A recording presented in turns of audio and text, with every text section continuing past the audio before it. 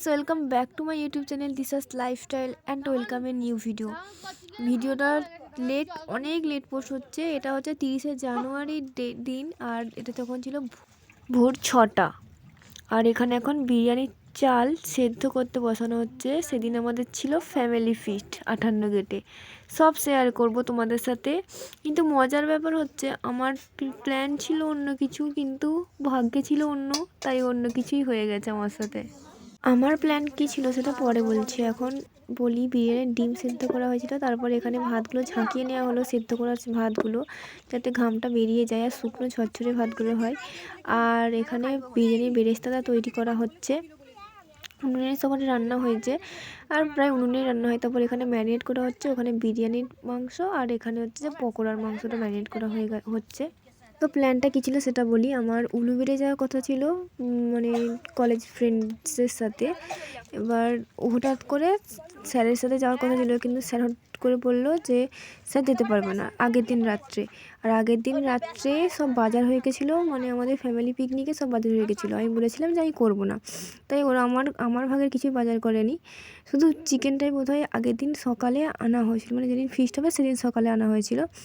তারপর ক্যান্সেল হয়ে যাওয়ার পর আমি রাত্রে স্ট্যাটাস দিয়েছিলাম। তারপর সেখানে আমার বোন দেখেছিল। বোন রাত্রে দেখার পর সকালে উঠে মামিকে বলেছিল। মামি আমাকে ফোন করে বললো যে তুই কি তাহলে ফিস্ট করবি আমাদের সাথে? তারপর আমি বললাম হ্যাঁ। তারপর আবার আমার জিনিসপত্র কিনে নিয়েছে, আমিও আবার অ্যাড হয়ে গেলাম। তারপর আবার ওরা আবার প্ল্যান করে আবার সেদিনই উলুবেড়িয়ায় ঘুরতে গিয়েছিলো। আসলে হয়তো ওটাই লেখা ছিল আমার ভাগ্যে যে আমি যাব ফ্যামিলি ফিস্টেই।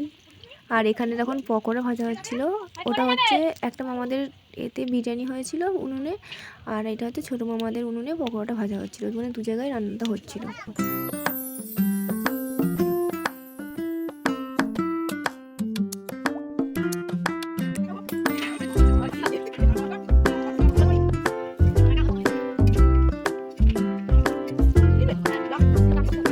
তারপর এখানে হচ্ছিল বিরিয়ানি মাংস। আমি আবার এখানে একটু ভিডিও করতে আসলাম, আর তারপর চাপা দিয়ে দেওয়া হলো যাতে মাংসটা ঠিকমতো সেদ্ধ হয়। আর আমাদের প্ল্যানটা হয়েছিল যে বাড়ি থেকে রান্না করে সেখানে গিয়ে বিরিয়ানিটা খাবো, মানে সেখানে কোনো রান্না করবো না।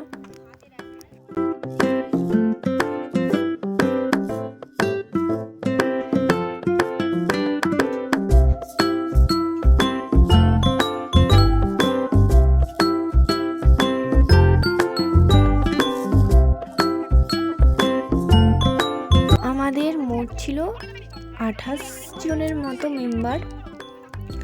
আর এখন বিরিয়ানিতে লেয়ার দেওয়া হচ্ছে। 28 জনের জন্য 4 কেজি চাল নেওয়া হয়েছিল।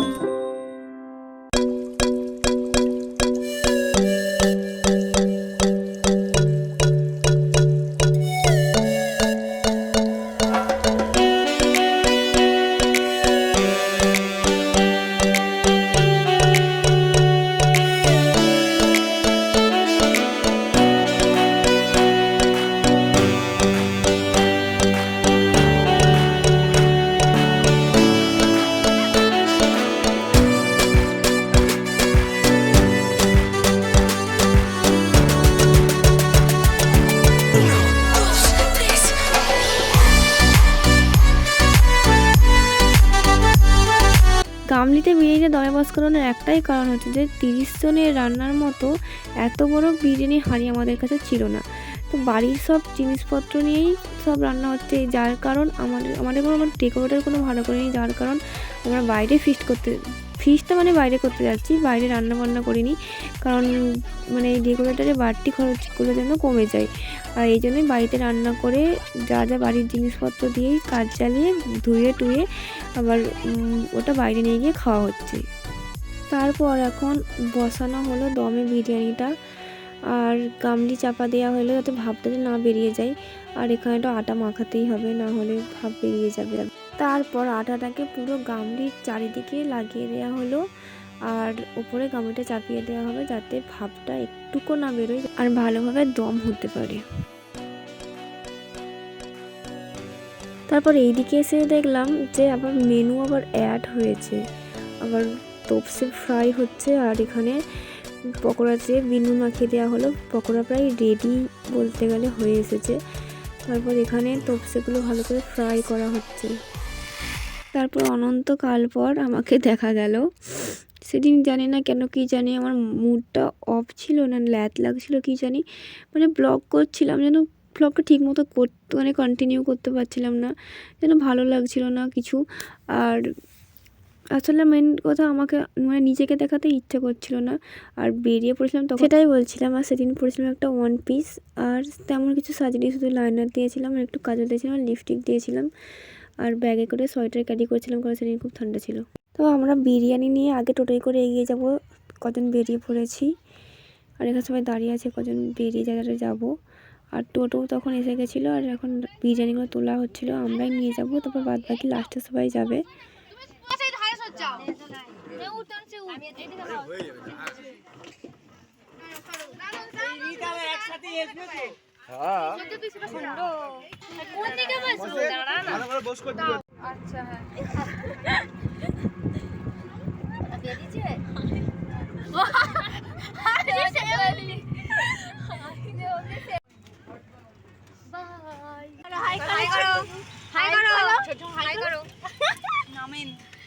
তো 58 গেট অনেক দিক থেকে যাওয়া যায়, আমরা শ্যামপুর মোড়তে যাইনি, আমরা গেছিলাম কলিয়া দিয়ে।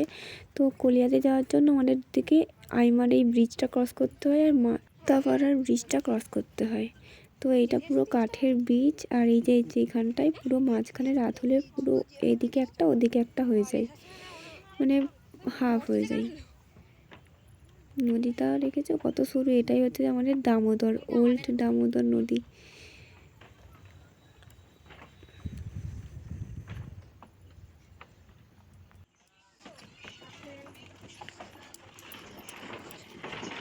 দাঁড়া এখানে, ওইদিকে চল, ওই এখানে আমার সাথে এসে বসতাম, ওই আমাকে হেঁটে হেঁটে আসতাম, এখানে এসে বসতাম, ভেঙে গেছে, হাঁটতে আসতাম, আর তখন মানে সেই ধস নেমে গেছে, তখনই দেখছিলাম কত ধারে করলে যা হয়। হ্যাঁ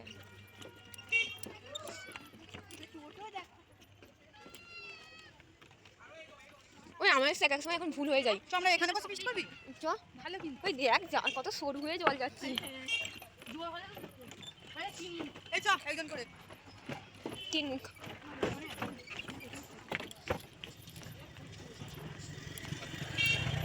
হ্যাঁ ওই ছেলেটা অলসো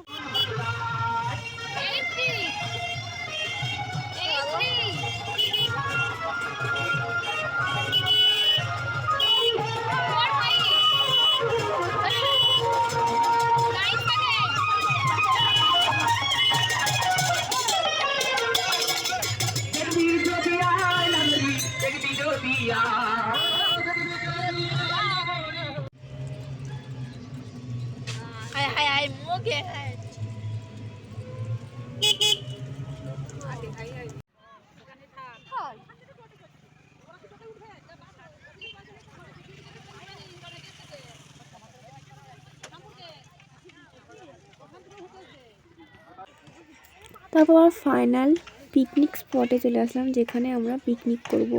তারপর এই নৌকাগুলো এখানে তৈরি হচ্ছিল, সারি সারি সারি সারি অনেক নৌকার কাজ হচ্ছিল এখানে। আর এখানে জেলেরা জালও বুনছিল, আর এখানে শুধু আমরা না, ওই দিন অনেকেই ফিস্ট করতেছিল অনেক দূর দূর থেকেও।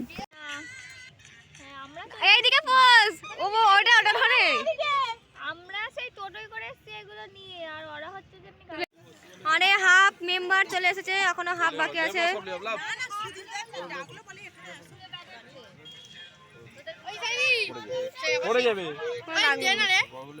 না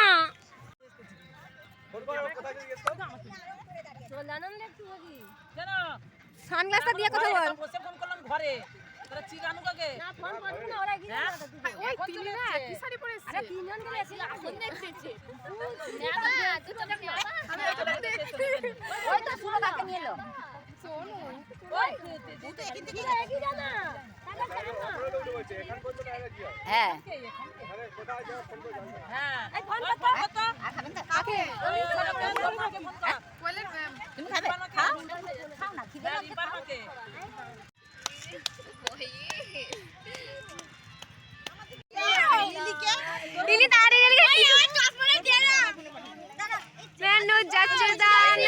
হাই করো হাই।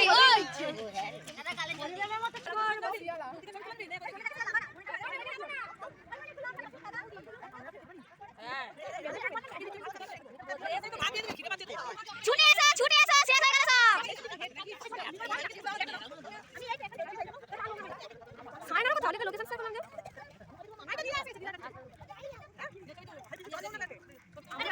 নেট নেট আসো রে রে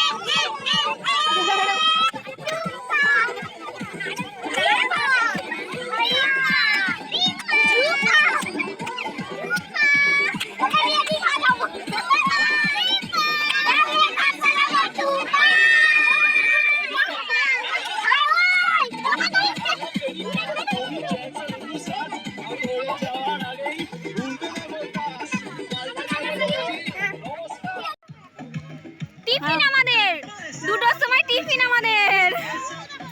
দাঁড়া না দুটো তুমি থেকে লেট, তোরা সব থেকে লেট। বক্স আনিস নি? তোকে তোদের দিকে দেখাও বেশি। কি টি-শার্ট?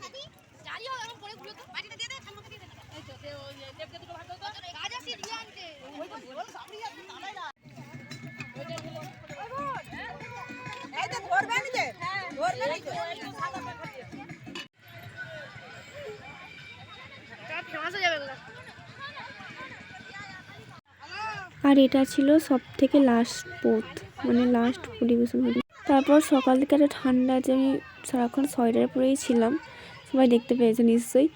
আর হচ্ছে এবার যাওয়ার পালা হচ্ছে বাড়ি। তাও বাড়ি যাবো না, এখানে রাস হয়ে বসেছে, তাকে রাস দেখতে যাবো, তারপর বাড়ি যাবো। এখন বাজে প্রায় 4টে।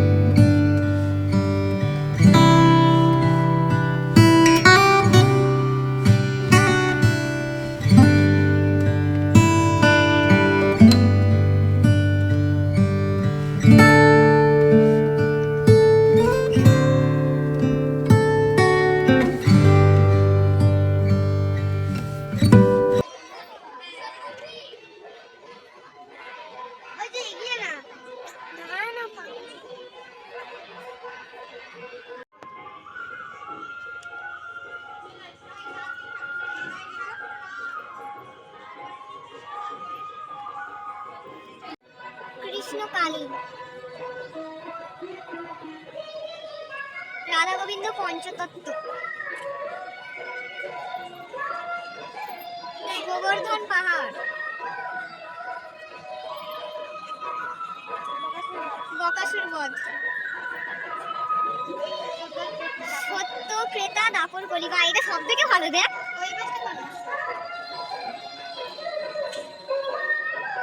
সত্য ক্রেতা দাপর কলি,